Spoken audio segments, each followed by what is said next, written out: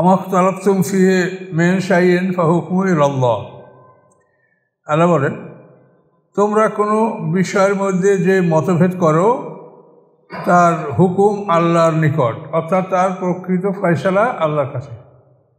তো আমরা যে মতভেদগুলো করি সমাজে, আমরা প্রত্যেকেই মনে করি যে আমি ঠিক বলছি, আর আমার প্রতিপক্ষ সেও বলে যে আমি ঠিক বলছি।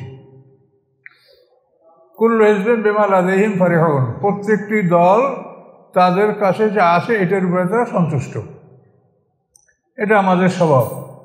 তো আল্লাহ বলে দিলেন যে তোমরা যে মতভেদটা করো এর প্রকৃত ফয়সালাটা আল্লাহর কাছে।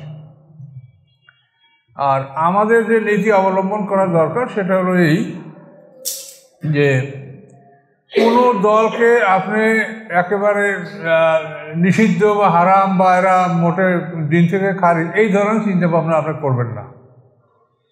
তার কারণ কোরআন পাকে আল্লাহ বলেছেন যে মানুষ হলো দুই দলে বিভক্ত, মোমেন এবং কাফের বাইরে কোনো দল নাই।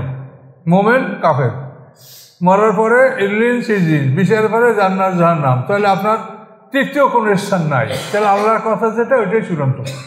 তাহলে মানুষ যখন আমরা দুই দল, তাহলে যারা অন্তত লা ইলাহা ইল্লাল্লাহ বলে তাদেরকে কোনো অবস্থায় কাফের বলার সুযোগ নেই।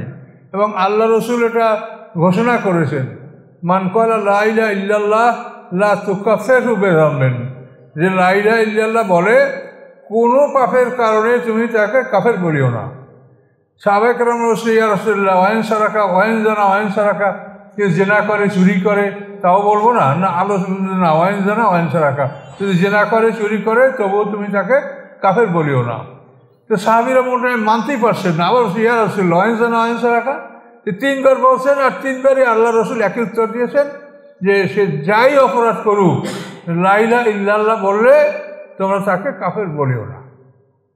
তার এখান থেকে আমরা শরীয়তের যে বিধান বা ইসলামের যে মানে একটা সুযোগ, সেটা হলো এই যে মানুষ যদি গুনাহে কবিরা করে তওবা করে আল্লাহ সব মাফ করবেন।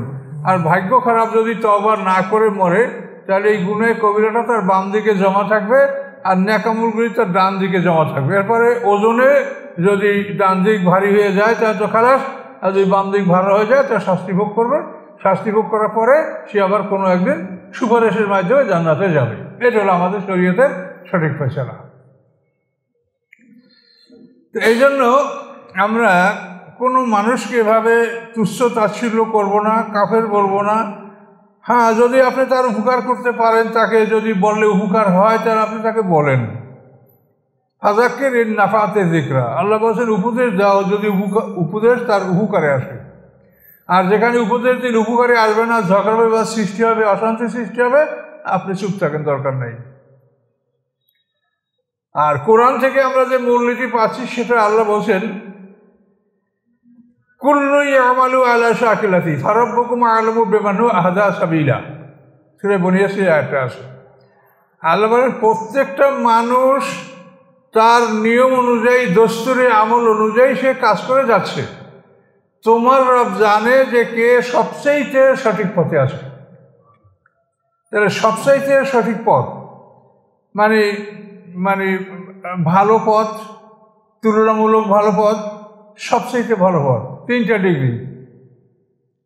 আরবি ভাষায় 3টা, মানে তাফজিলে জুজি, তাফজিলে নফসি, তাফজিলে কুল্লি, মানে ভালো, তুলনামূলক ভালো, সবচেয়ে ভালো।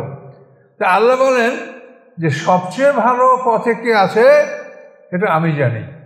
কাজে এটা আল্লাহ বলছে যেটা আমি জানি। এখন যদি আমি বলি না আমি জানি আমার দলটা সবচেয়ে ভালো, তাহলে কিন্তু এটা মস্ত অপরাধ হবে। কাজেই আমরা ধারণা করব যে কোরআন থেকে বা হাদিস থেকে আমরা বিশুদ্ধভাবে যতটা জানতে পেরেছি সেই হিসাবে আমরা এটা ভালো মনে করছি। এখন আপনার বিবেচনা সেটা আপনি দেখেন, বা আপনার ব্যাপারে আমাদের এই আপত্তি আছে আপনি দেখেন যেটা সত্য কিনা। এভাবে আমরা একটা মানে নর্মালভাবে আমরা আপোষে থাকবো, কিন্তু কেউ কারোর উপরে চরমভাবে আক্রমণ আমরা করব না, কেননা করার অনুমতি নাই এবং এটা আমাদের জানাও নাই। আল্লাহ বলেন তোমাদের রব জানেন যে সবচেয়ে ভালো পথে কে আছে। এদের জন্য কখনোই নিজেকে একেবারে চূড়ান্ত সহি বিশুদ্ধ এটা বলা যাবে না। আর কোরআনে এ ব্যাপারে বহু আয়াত আছে। কোরআনে আয়াতগুলিতে এভাবে বলা হয়েছে যেমন দেখেন আল্লাহ ওয়ালিয়ুল্লাযিনা আমানু ইখরুজুহুম মিনাজ যুলুমাতি ইলান নূর, আল্লাহ তাআলা মুমিনদের অভিভাবক। সে কী করে তিনি? ইখরুজুহুম মিনাজ যুলুমাতি ইলান নূর, তিনি মুমিনদেরকে অন্ধকার থেকে আলোর দিকে নিয়ে আসেন। তাহলে অন্ধকার আমাদের মধ্যে আসে। তারপরে সম্ভবত সূরা তালাক অথবা মুহাম্মদ এই আয়াতটা আছে, লিইখরিজাল্লাযিনা আমানু ওয়া আমিলুস সালিহাতি মিনাজ যুলুমাতি ইলান নূর, যারা ঈমান এনেছে, ভালো কাজ করেছে, তাদেরকে অন্ধকার থেকে আলোর দিকে নিয়ে আসার জন্য এই কোরআন। তাহলে ঈমানও এনেছে, আমিলুস সালিহ ভালো কাজ করে, তারপরেও অন্ধকার আসে। কাজে অন্ধকার নাই এমন কেউ বলতে পারবে না। কাজে কারোর মধ্যে অন্ধকারটা বেশি, কারোর মধ্যে অন্ধকার কম। কাজে কেউ যেন নিজেকে খুব একেবারে 100% পবিত্র ভাবে না এবং নিজে ছাড়া অন্য দলগুলিকে একেবারেই তুচ্ছ তাচ্ছিল্য এটা যেন না করা হয়। তো কোরআনে যে নীতিমালা আসে সেই কোরআনকে অনুসরণ করলে আমরা কিন্তু একটা স্বাভাবিক অবস্থা আমরা সমাজে আমরা প্রতিষ্ঠা করতে পারি। কিন্তু আসলে যে আমরা কোরআন থেকে দূরে, কোরআনের কথা কি এটা আমরা অনুসন্ধান করছি না। এটা আমি যেটা জুমায় আজকে বলছি, যেটার কারণটা কোথায়, যে সারা বিশ্ব আজকে মানে রাজতন্ত্রের অধীনে মুসলিম বিশ্বটা, কাজেই তারা কোরআন ভিত্তিক ইসলাম দুনিয়াতে চায় না। যদি কোরআন ভিত্তিক ইসলাম হয় তাহলে তাদের এটার উপরে কুঠারাঘাত।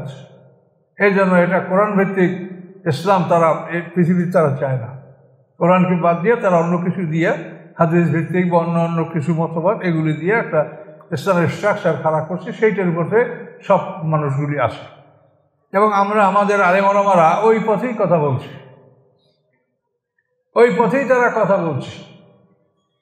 কাজে এগুলির জন্য আল্লাহর কাছে কঠিন বিচার হবে। আমরা জানি আল্লাহর কোরআনে বলেছে, আপনারাও শুনেছেন যে 50,000 সমান একটা 50,000 বছরে সমান একটা দিনে আল্লাহ তাআলা আমাদের বিচার করবেন। মিকদারু 50 আলফা সানা, কোরআনেরই বর্ণনা সূরা মুআরিজে।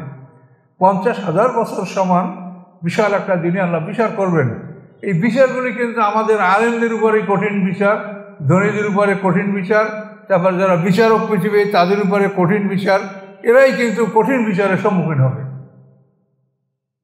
যার জ্ঞান নাই তার কোনো বিচারই নেই, তা বিনা বিচারে খালাস। তো এই জন্য আপনাদেরকে সতর্ক হতে হবে এবং জীবনের সময়টা আল্লাহর পথে ব্যয় করার নিয়াত করেন, কোরআন পড়ার সিদ্ধান্ত নেন এবং আল্লাহর কাছে বলেন যে আমি এখন বুঝেছি আল্লাহ, আমি এই আপনার পথে আসছি, আমাকে আপনি কবুল করেন, আমার দুর্বলতাগুলি ক্ষমা করেন। এটা আল্লাহর কাছে বলতে হবে।